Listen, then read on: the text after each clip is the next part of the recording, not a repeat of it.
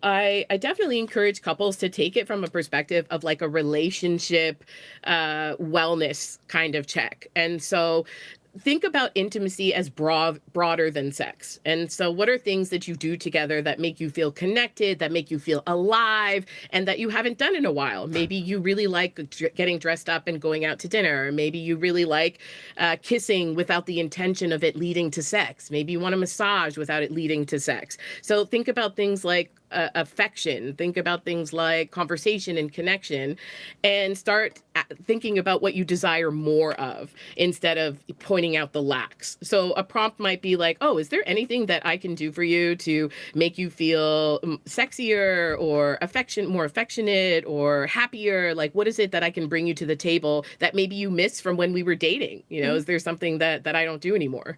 I'm laughing because you said, what are things that you do together? And it's cold and flu season, and we've got a kindergartner, so I'm like, RSV in a couple of weeks, probably. Illness. So romantic, just in time for Valentine. We're in bed together. We're showering together because we're covered in vomit. You know, like that's a path to intimacy right there.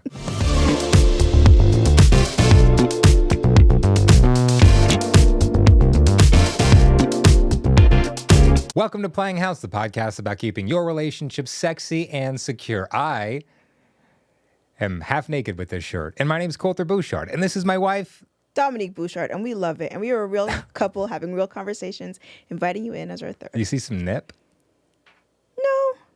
No. Yes. It's pink. Yes. It's pink. We match. Pink. Uh-oh. Oh my God. You've been a nipple this entire time. You've been a Caucasian nipple this entire time. Actually a vulva in celebration of Valentine's Day. Looks like some pretty big beef curtains, I'm going to tell you that. On today's episode, just because it's flowing at the bottom, but I think that's out of frame. Banishing bedroom boredom. Love the alliteration. Triple B. Better Business Bureau? No. Banishing bedroom boredom. We're chatting with sex and pleasure educator Luna Matatas. What a name. Like the greatest name. What a name. Luna's parents, great job choosing that. Why are you laughing? And tips for redefining sex in your relationships. But first, let's check in.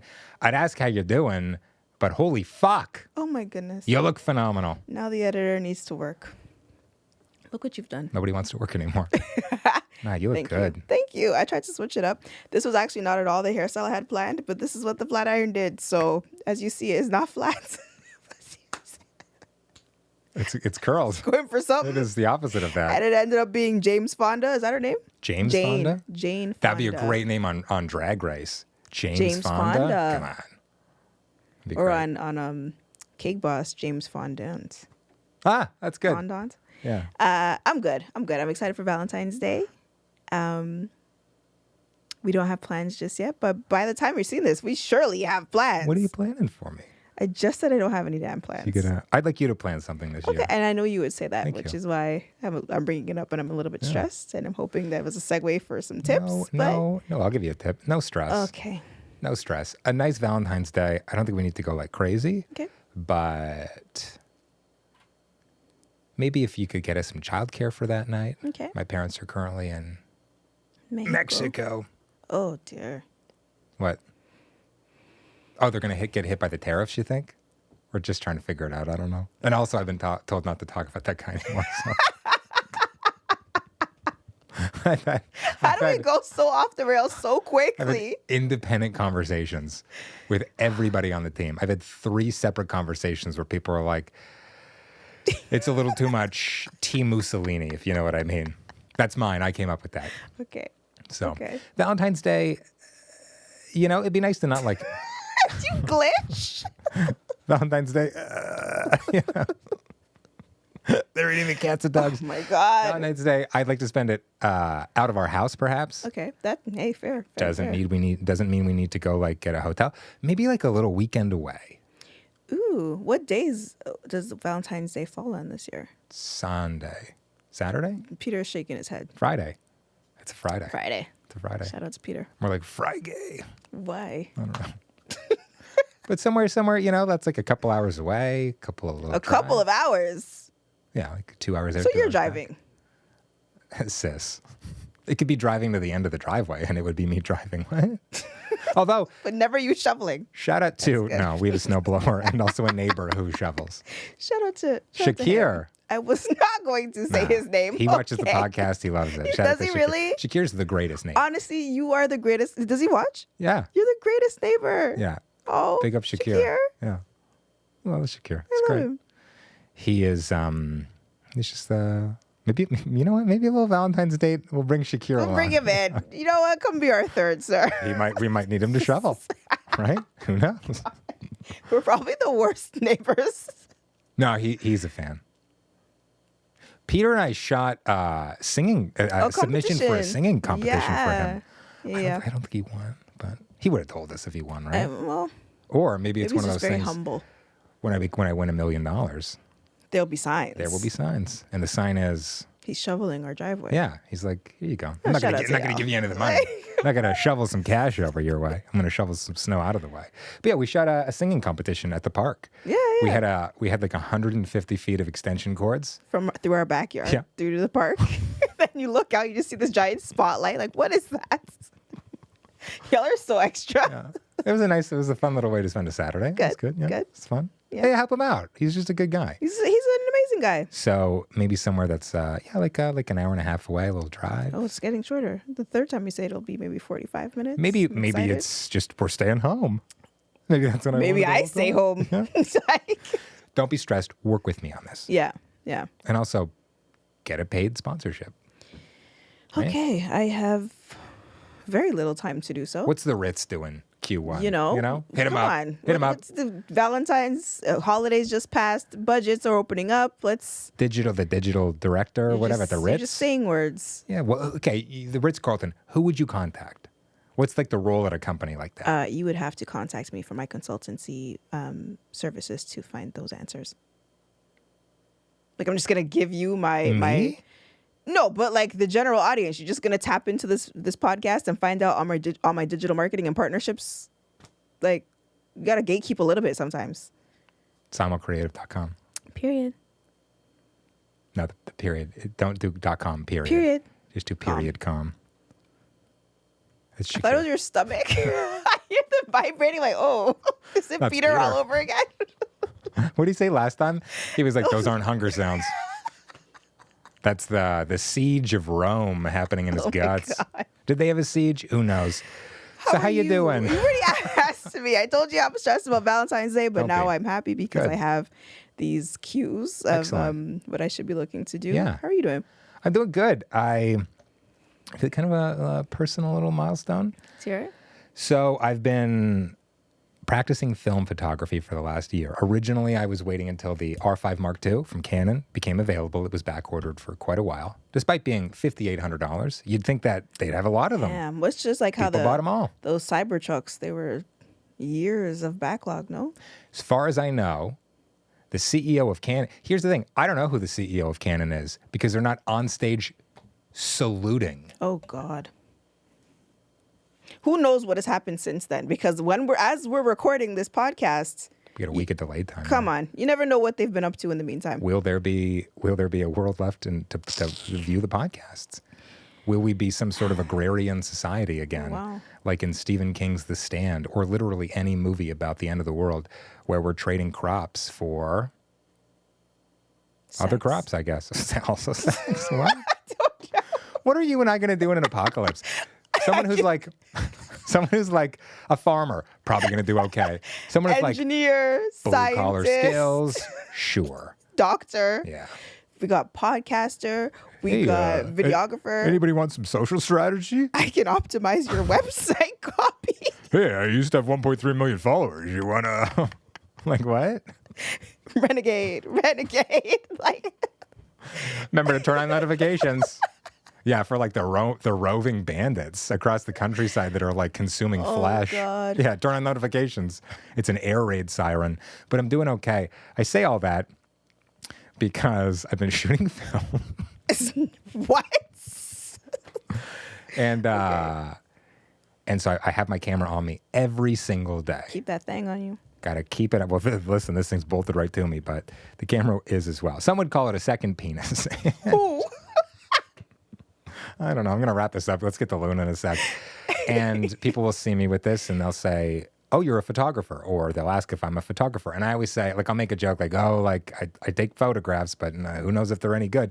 I'm good. You're really good. And so I don't like monetize it. It's a for me thing. But yeah, hell yeah. When somebody says Amazing. I'm a photographer. It's nice. Yeah, you shot my sister for her birthday, milestone birthday. Can we get one of those, please? The nice one? The nice one. Well, I printed them on crappy paper to get the printing. I've been having such a pain in the ass time with this printer. And then I was like using the cheap paper to get the printer settings done properly. And then I finally when I got it, I'm like, all right, let's roll out the nice paper, the nice photo paper. Ooh. It's like $2 a sheet, bro. My God. Well, Where the nice ones are. Oh, maybe at the bottom. tax collectors, if you're watching this, you know where our money It's a is write-off. going. Shout out to Danielle, who just celebrated her 40th birthday. And this has been on her bucket list. So shout out to you for offering to shoot it for her. Is this in And, frame, Pete? A little higher. There you go. It's nice. That's huh? my sister, y'all. And that's my wife's hand. It wasn't planned. I was really going to help her out and adjust her hair. And you, That's stunning. Really, really good work. Shout out to Danielle. So Peter will need a lot more paper, I guess. Okay. Well, there goes that. Yeah. Okay. So we're going to speak with our guest today, Luna Matata. Again, great name, 10 out of 10. I wish I would have named my kid Luna Matata. Mia Matata. That makes no sense. Yikes. She has, I think, like a decade of experience in this space. She's a sex educator. And pleasure educator. And pleasure. Yes. None of that in this house. And part of the conversation is discussing that the fact that you and your partner or partners are able to redefine what sex is and what that looks like at any particular time. So I'm really excited to speak with her, and we're gonna hop into that conversation. Transition. Oh. So Luna, thank you so much for joining us. We really appreciate it. I remember growing up and watching Dr. Sue on TV, and she was a sex therapist that my sister, she really wanted to be a sex therapist. And it really made our home like, we grew up as a bunch of girls. I have a bunch of sisters. So like growing up and being able to discuss sex and pleasure and that sort of stuff. Can you explain your background and how you became a sex and pleasure educator? Yeah, absolutely. So I have a background in public health, in sexual health. And so I was teaching and doing kind of like group facilitation work in parts of Eastern and Southern Africa when I came out of school. And so at that time, there was a lot of focus on sexuality from like an HIV/AIDS prevention kind of mentality. And so I was deep in that world of how to use a condom and like how to take care of yourself. And no matter where I was in the world, like whether it was in Canada, whether it was in, other parts of the world, people wanted to know how to do the sex. And so I started teaching on the side of my public health job. And I was doing classes that were more around pleasure. I was also going through a divorce, and I was having a rediscovery or reclamation of my sexuality. Mm-hmm. And I was like, maybe I'm kinky, maybe I'm queer, maybe. So it turns out I'm all the things. And so I also wanted to teach people about how to explore their own journey. So the first class I ever taught that wasn't really a public health class was how to have a threesome. And that's still one of my most popular classes, but 10 years later. But yeah, that kind of really opened up the conversations around pleasure and the connection to wellness. I don't want you to spill any. Well, I want you to spill all of your secrets, but of course, we want people to go and support you and take these classes for themselves. From from an educational standpoint, like, how do you come up with the curriculum for something like that? Like what's the starting point? Are you going based off questions people are asking you? Are you going based off of, let me take the physics textbook that I used in my university degree, and we're just going to sub in the word threesome for isotope or something? Yeah. That last one. That's how I do it.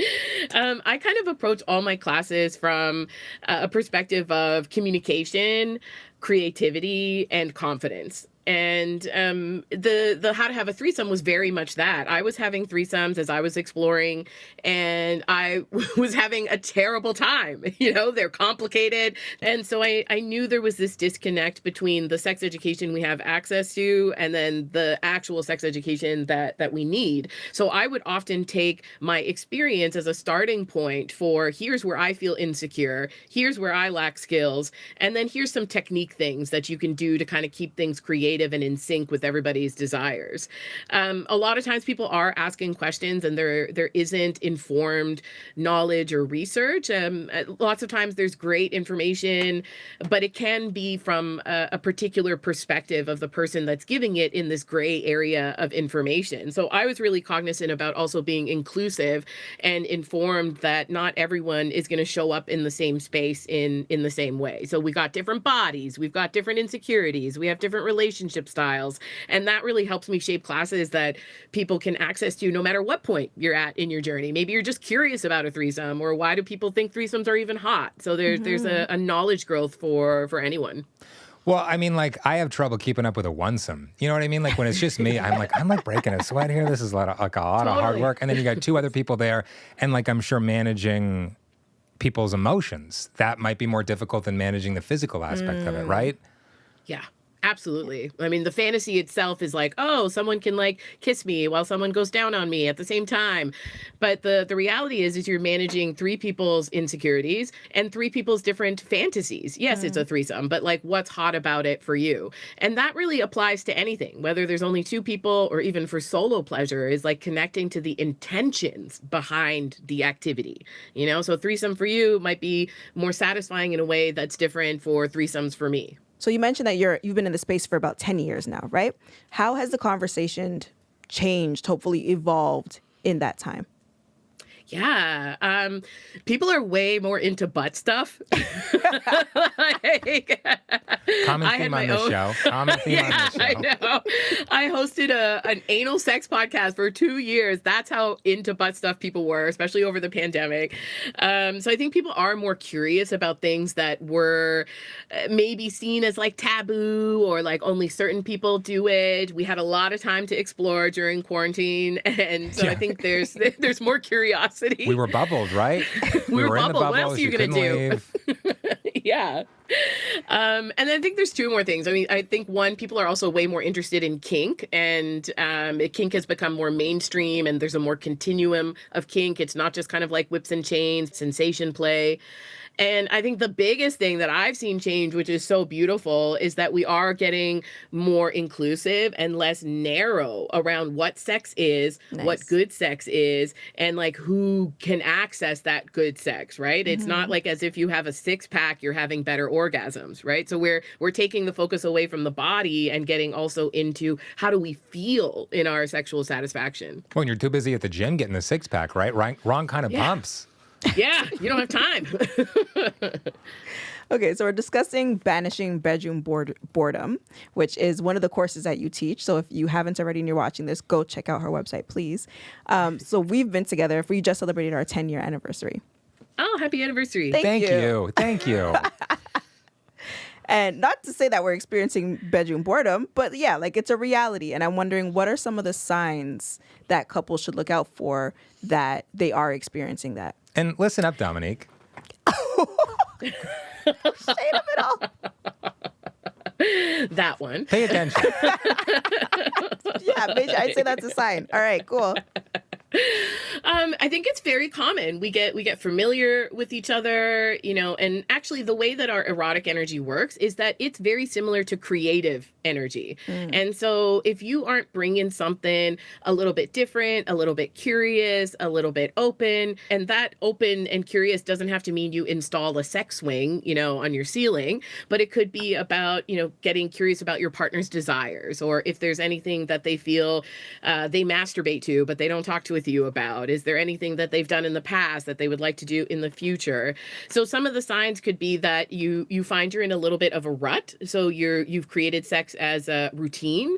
There's nothing wrong with scheduling sex. There's nothing wrong with making sure that you have it as a priority. But if it feels obligatory, if you find you're checking out in your head, but you're in your body, if the rewards of sex are kind of different, if you just want to have an orgasm all the time versus maybe mixing up quickies or focusing relying on one partner or, having fun. Maybe the goal is fun. Maybe nobody comes, So there's lots of signs that are usually internal first and doesn't end up being like external between the couple until there's resentment, right? So someone's going to be like, oh my God, you never do this and you always do that. And we know that that's not really helpful. So we could kind of prevent that also by tuning into, even when those signs come up, just a little bit, just a little bit. You feel a little flicker of like, oh, I've wanted to try something, or, oh, I always initiate, or you never initiate. Those are things that are important to note. Well, because it can be really demoralizing when you're vulnerable. This is a vulnerable space, obviously. And you're asking for something, and then you're either like, this is just a generalization. Sure. That someone might like... Obviously, it's okay to say no. You need consent first and foremost, but there's a way to say no that doesn't like completely undo the other person as a human being, right? Because you're communicating something that you really want to try, and it's like it's difficult to ask for that. It's vulnerable for some people, right? Yeah. And then when the other person kind of laughs you out of town, that makes you very reluctant to ask again in the future, right? Ooh, yeah, that's so real. And I think for a lot of people, the timing matters. So we'll be only in a sexy headspace when we're in sex. And that's the most vulnerable time to like ask for something. Like, by the way, do you want to do a threesome? Do you want to do anal? Do you want to pee on me?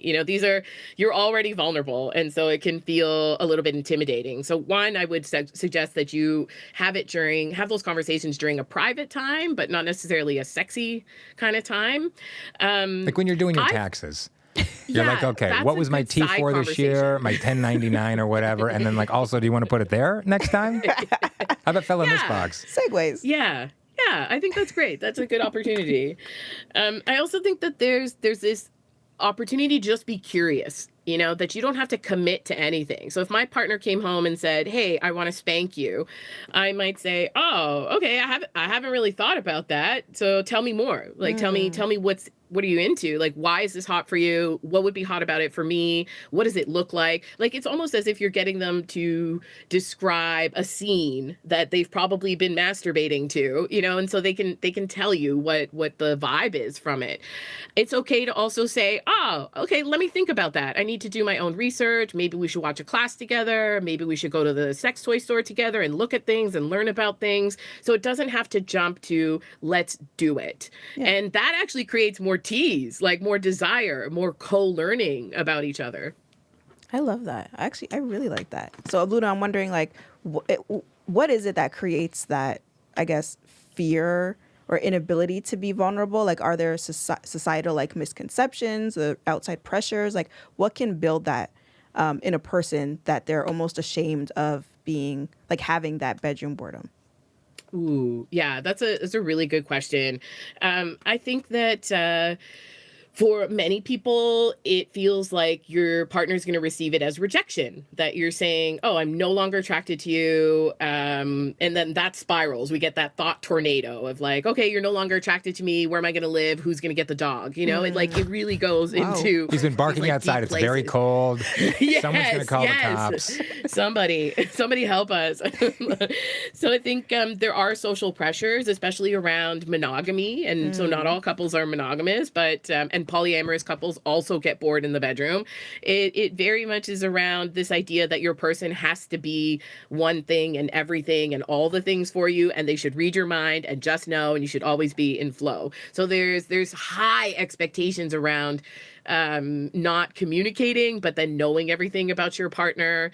There's also a sexual performance anxiety that we get from society, that like this is attached to my masculinity, this is attached to my femininity. And so desire is a very powerful tool. And when we stop to feel it, or when we stop feeling it, we might feel a disconnection that actually isn't just about sex. We might feel an emotional disconnection as well. And then it kind of leaches into other areas of your relationship, right? Or even other areas of your life outside of your relationship.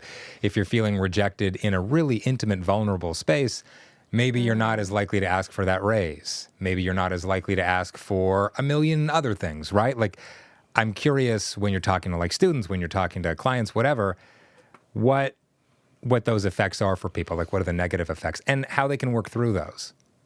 Yeah, I definitely think we undervalue how that desirability, that connection to attractiveness and feeling wanted by a partner can affect us outside the bedroom. And so I had a very dead bedroom marriage for a long time, and I found that it affected how confident I felt in my body, how confident I felt in even my personality. And when I left my marriage, that was a lot of my work in being able to like come back into relationship with myself. So the biggest things I tell, especially students and young people when I'm teaching them about consent, is that we need to know what fills our cup, and that we can probably only expect our cup to be filled 50% by any one partner. So 50% of it has to be about me learning about what makes me feel desired, learning about what parts of my body I might have a poor relationship to, or I might be holding shame about, because those parts are going to be easier to affect, right? If I don't like my body, I'm going to think that you don't want to have sex with me because of my body, Right. when maybe you're stressed at work, maybe you've got something else going on. And that's where the threesomes come in, right? 50% and 50%, that makes 100. It's basic math. It's basic math. Yeah, I'm not good at math, but that's the math I like. Yeah. And so we can find that having that disconnection is really about communication. So communication with ourself and that self intimacy, and then bringing that to our partner, and being open to the fact that you might have to hold space for doing things a different way. It's not necessarily coming to your partner and saying, "Hey, I want to do this thing because it's going to make our sex life better." It's more about, "Hey, I'm feeling a disconnection. What are some ways we can reconnect?" And that might be because someone's ill. It might be because parenting. It might be because of distance. So there are reasons that you can actually work with, versus feeling, okay, nobody loves me, nobody likes me, nobody's ever going to like me, which is where a lot of Are us you reading go. my journal? How did Luna get? Did you send Luna my journal? Scanning it on back. What's going on? Like that's you signed an NDA.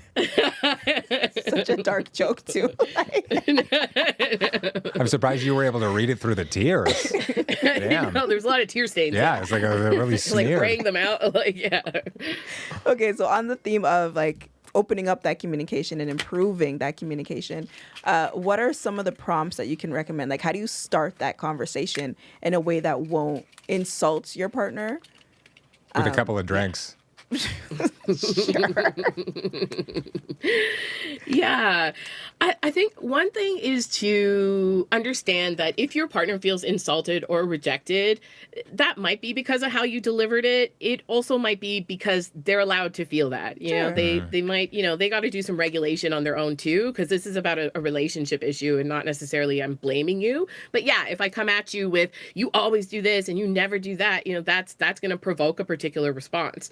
So I definitely encourage couples to take it from a perspective of like a relationship wellness kind of check. And so think about intimacy as broader than sex. And so what are things that you do together that make you feel connected, that make you feel alive, and that you haven't done in a while? Maybe you really like getting dressed up and going out to dinner. Or maybe you really like kissing without the intention of it leading to sex. Maybe you want a massage without it leading to sex. So think about things like affection. Think about things like conversation and connection, and start thinking about what you desire more of instead of pointing out the lacks. So a prompt might be like, "Oh, is there anything that I can do for you to make you feel sexier or more affectionate or happier? Like, what is it that I can bring you to the table that maybe you missed from when we were dating? Is there something that I don't do anymore?"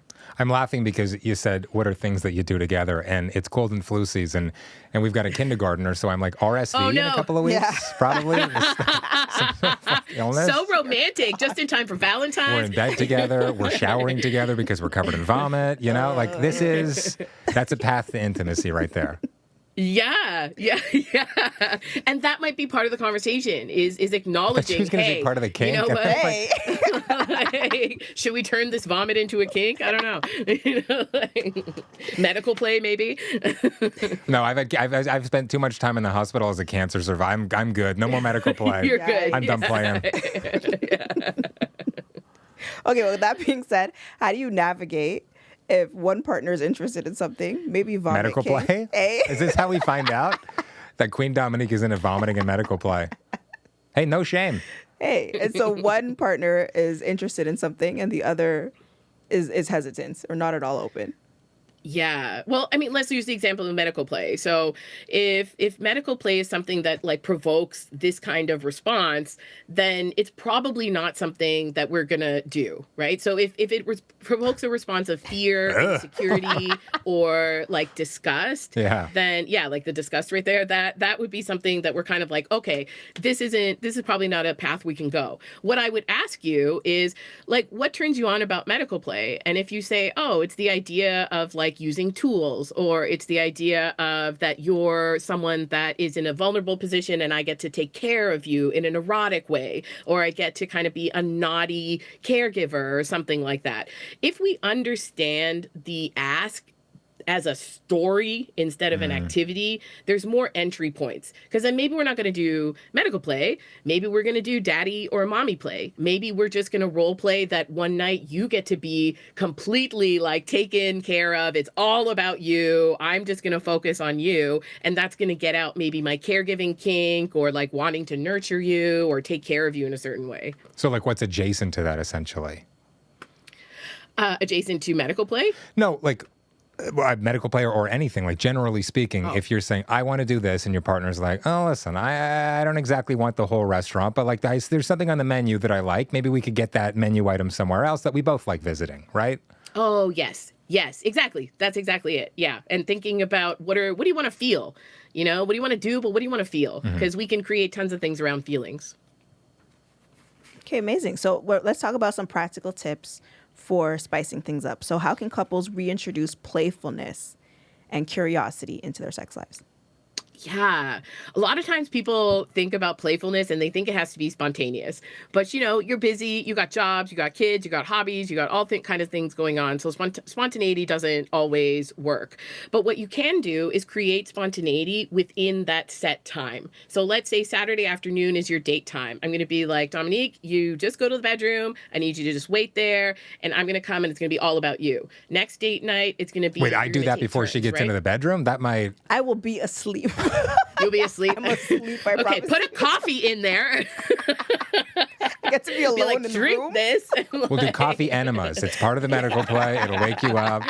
There you go. Now I know what porn you watch. Or Irish coffee enemas if it's later in the day and you want to relax a little. Oh, no. So definitely setting dates, but bringing something a little bit new. I would actually take your favorite parts of sex. So my favorite part of sex is kissing. I teach 35 different topics, but my favorite thing is kissing. Oh, wow. And so I could kiss for like 6 hours. I could kiss for whatever, and that would be really intense for me. So think about what are some of the parts of sex that, other than kind of the go-to parts or the go-to things that you do, what are ones that you could just focus on as like a teaser? So let's say you only have 30 minutes before you fall asleep. So what can we do in 30 minutes? Maybe I'm going to try and find a new hot spot on your body that I've never touched before, never really paid attention before. We tend to just think of the go-to spots, but you know, you've got armpits, you've got backs, you've got feet, you've got knees, you've got all these heightened areas that we could stimulate. So the playfulness is in mixing it up. Sex toys, you know, are partners. They're not like competition. So even using a toy on your partner, and especially for men and people with penises, we often think that sex toys are not for you, but there's any toy pretty much that can be used on a woman or someone with a vulva, you can use on anybody's body. So And they don't talk vibrators back, can be used on right? penises. Whether they're They for don't men talk or back. women or vaginas or penises, they don't talk back. Right. So if you're like, I don't want any conversation tonight, I just want a quick, you know? This is meant to Yeah. be together, not Yeah, like solo. beside each other, right? Yeah. Yeah, you can do it beside, you can do it on each other, you could have one person take turns. But again, like even elongating that experience, you could go to the shop and each buy a toy for each other that you would like to use on each other. I And like so it's a little that. bit, right? I think we've done it's that, cute. yeah. Have you done that? I think we, like years and years ago, we met at 18. And so it was probably when we were like young and cool and And it was living like, oh my God, downtown a and sex stuff. shop. I know. Aw, that's Whoa. adorable. This is crazy. Now we're like, okay, add it to the Amazon basket. Right. We're good to go. I know, yeah. Subscription. Same Come day back shipping. in 6 Right. months. It arrives tonight just in time for the time we've booked off. This is great. Yeah, exactly. To Kolter's point, though, about like solo, like self-pleasure, what role does that play in maintaining a healthy sex life with your partner? You got to do it, right? Am I wrong? Yeah. No, you are so right. Thank you. If you want to do it, right? If there's like something holding you back about it, that's okay. Like, but most people need that connection to themselves. So sex isn't just for like connection. You might just want to get off. Like I masturbate to go to sleep. So and I masturbate to wake up. So I'm It's cheaper than melatonin. Okay. It is. So you might want to do it for fun, for stress relief. You're going to rub one out in the middle of the day for dopamine. You do you. And it also keeps us connected to our sexy energy so that by the time we get to our partner, we don't have to dig so deep, and we know how our body responds. We know the escalation of arousal. We can say to our partner, hey, kiss here because this is like really exciting for me now, or this is the part that's like warmed up. So we have a better connection to how our body responds to sex when we do ourselves. And also you last longer. Yes, absolutely. Which is not always the goal. Not for you, for me. I want you over and done with quick. I have an ego to protect. Okay, we got some rapid fire questions for you. Ooh, okay. Okay. Let me go scroll them first. What's one myth about sex you wish everyone would stop believing? I'm so lucky I get to teach young people. So I always tell them, I'm like, look, sex isn't just about penetration. And it isn't just about penetration with penises. It can be toys, fingers. You got 10 little dicks on your hand. You can do all kinds of things. And that sex isn't over. If you're having sex with penises, it's not over when the penis is over. You can. No, I think we're out of time now. I think we're done. When the penis is my over. watch Right? clearly. We're done. Yeah. So that's a big one. Yeah. Look, can we get that? Like, is that the tagline for the show now? Also, 10 little dicks. What if your dick's so small it's like a little finger? Let's have some inclusivity. Fingers can do this. Dicks just do this. Well, I've taught mine how to be a ventriloquist. Oh, yours can do that? Okay, Yeah. cool. Wow, so talented. What's your favorite unexpected tip for better sex? I think that people think that harder, faster is like the best way to go, but actually creating contrasts between soft and hard or fast and slow, it actually wakes your brain up. And so your body is more receptive to touch. If something's just kind of like harder, faster, that may work at certain points, but our sensual self doesn't respond that way. It wants to keep engaged. It wants to be surprised with like what texture, what temperature, what speed is coming next. Yeah. I just realized we have Chanel producing the show today, and she can't hear anything that Luna's saying, but she can only hear what we're saying. Hear us? So this has been great. I just realized that. I'm like, 10 little dicks. He's like, what? I'm calling the cops. Oh my God. Okay, if you had to recommend one fun activity for couples to try tonight, what would it be? Curious kisses. So this is something I teach in my Banishing bedroom class and my sensual sex class, where the only goal is for me to find a spot on your body that makes you melt a little. And it's not the go-to spots. And when we talk about kisses, we're talking about kisses, licks, nibbles, bites, dragging, slow. Like there's so much you can do. Beatboxing. And so for example, anywhere on your body where you've got, you can beatbox it if you want, sure. You can get fancy. Anywhere in your body where you've got more blood flow, so the wrist, the neck, those are going to be areas that are going to get heightened as you build arousal in the body. So try curious kisses. Like don't have sex, don't do anything. Like just be like, babe, I want to find a spot on your body that makes you melt. I love that. Like that's kind of making me blush. Like I love kissing. So like that sounds super hot. Yeah. It's the no sex afterwards. We'll talk about it. Listen, I don't know if I'm consenting to that. Tease. And finally, for listeners who want to dive deeper into your work, where can they find you and your resources? Yeah, so I'm on Instagram at Luna Matatas, and it's like Hakuna Matatas. But Luna Such a Matatas. good, like, Such a from good the time name. Dominic was like, listen, I want to have him on the show. I'm like, She could be selling private prisons and cigarettes to toddlers, and I'd have her on. What a great show. Right? What a great name. Matatas. Yeah. And then all of my webinars are on demand on my site at lunamatatas.com. Amazing. So we're going to No go to prisons, some but yeah. No prisons. mail. Well, we don't know. It could be a kink, right? It's a private prison. It's like a prisoner and also capitalism fetish kind of. That's the Yes. threesome. Yes. Mailbox time. This is everybody's opportunity to reach out. You can go to playinghousepod.com, submit some questions. Luna, this is, well, we're going to be anonymous, I guess, out of respect Yeah, for people. definitely.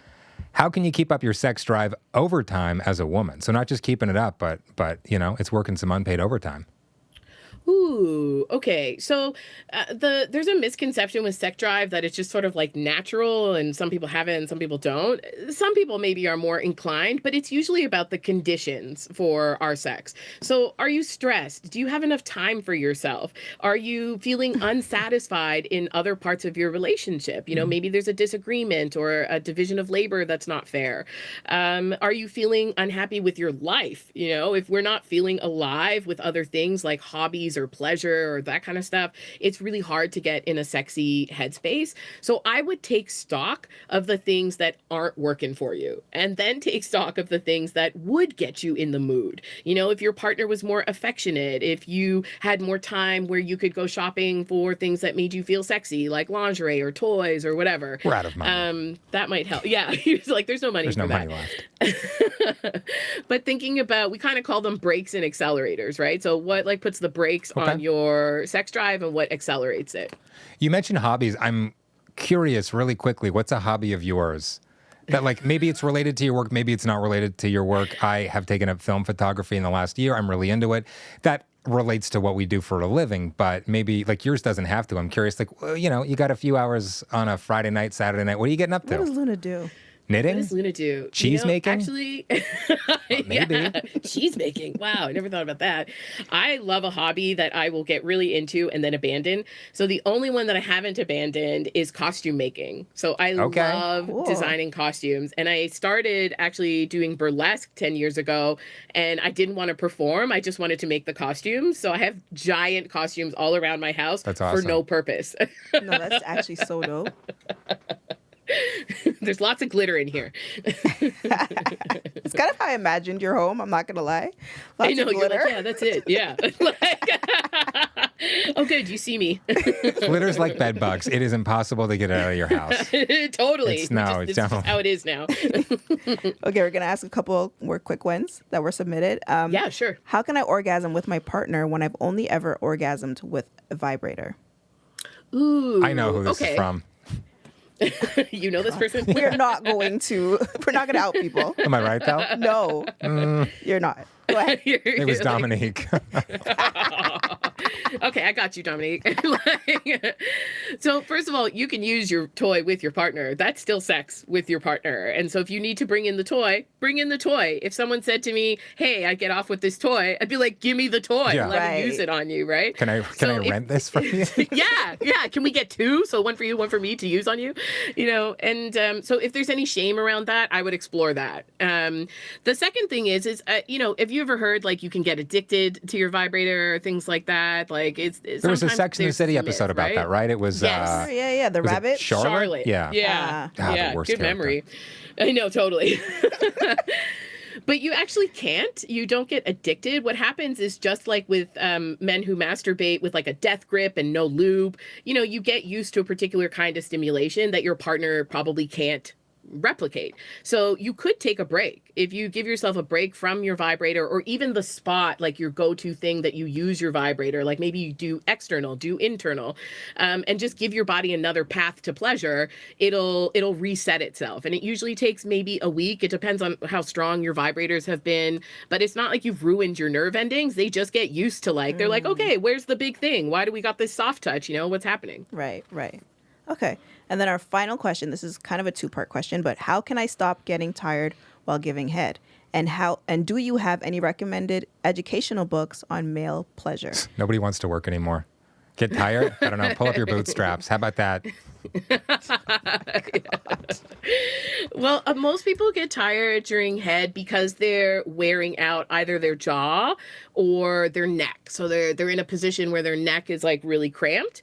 It could also be because your partner just takes longer during oral to orgasm, and so you might want to combine things like hands or doing it at a certain point where they're more aroused, and so the stimulation is going to be more heightened versus if you did it on like a soft cock, right? There are techniques. I teach 2 blowjob classes, so best BJ skills and advanced And worst BJ skills. No, best and advanced. So you can take those to kind of get more specific stuff because I show demos on a dildo in there. But there are things you can do to increase stamina. Amazing. Okay, and there's your resource as well. 2 for 1. Luna, Yeah. thank you so I can't. I much. can't suck mine. I got to stretch a little bit more for that. She may have a course for you. You know We what? don't Thank know. you. It's part I'll Bikram develop yoga. one just for you. I appreciate that, Luna. You're good to me. Thank you. Thank you so much for your time. This was amazing. Thank you for having me. You're lovely. This was a great conversation. Transition. What a callback. Luna Matata. That was a lot of fun. And like, she's a cool sex educator. Sex and pleasure educator. As opposed to... Just like your mom's sex and pleasure locator. Locator? Educator. Okay. tired, Hey, man. moms need to locate it too. Yeah, I'm locating this mom. Okay. Yeah, let me locate you, fam. Follow this man at Kolter Talks across the internet, Instagram, TikTok, YouTube, Snapchat. Are we on Snapchat yet, Janelle? We're not on. By this time, we're on Snapchat. This is threatening. Red Notes. Yeah. Yeah. Yeah. What else? That's it, right? Got to learn the Chinese That's national enough. anthem. I'm not gonna guess. I'm not gonna do because that's listen. Let's cut it there. Follow me. They'll cancel you. The Chinese Communist Party, they do not mess around. Lord. Follow me at Dom Creates on TikTok, at Dom.creates on Instagram, and some other spaces. Just look it up. Just look it up. Some only spaces, if you will. Oh, Maybe one day. Dude, a year from now, we'll have an OnlyFans. Oh, Lord. I'm not even saying it ironically. we'll see how the economy shifts. Check out playinghousepod.com. That's what we do in the apocalypse. But you have to show up in person because there's no internet. Subscription is show up. IRL. Doing a meet and greet. You want meet and skeet. Oh wow, you better brand that. I've had 2 this episode. T. Mussolini and also a meet boy. and skeet. Playinghousepod.com to submit a question or to check out our merch. Maybe do both. Check it out. We got some dope t-shirts, hats, mugs, other stuff. Check it out. And we'll be back next Monday and every Monday after that. You can, Lord. this isn't picking you up. It's just awkward if you're like, nobody can hear you. She said, "Shut out this joint No, again." get in here, Chanel. I'm going to get out of here. We're gonna bring on. Please, just get in the seat, say your thing. We're gonna bring on Chanel. Come on, Chanel. Come on. A couple episodes ago, we had Peter. We're introducing the full team. This is Chanel. She is the reason you even see this content because she makes sure it is posted. Welcome, Chanel. Come on. Come on. Hello. Hello. What were you saying we need to say? Follow Dom and Kolter on Instagram and TikTok. Period. We have a joint account now. She's forced us to do so. So Yes. thank you. Chanel wants to die 1,000 deaths. The lights are hot, eh? They are hot. I've never been in this spot before. Welcome. Okay, bye.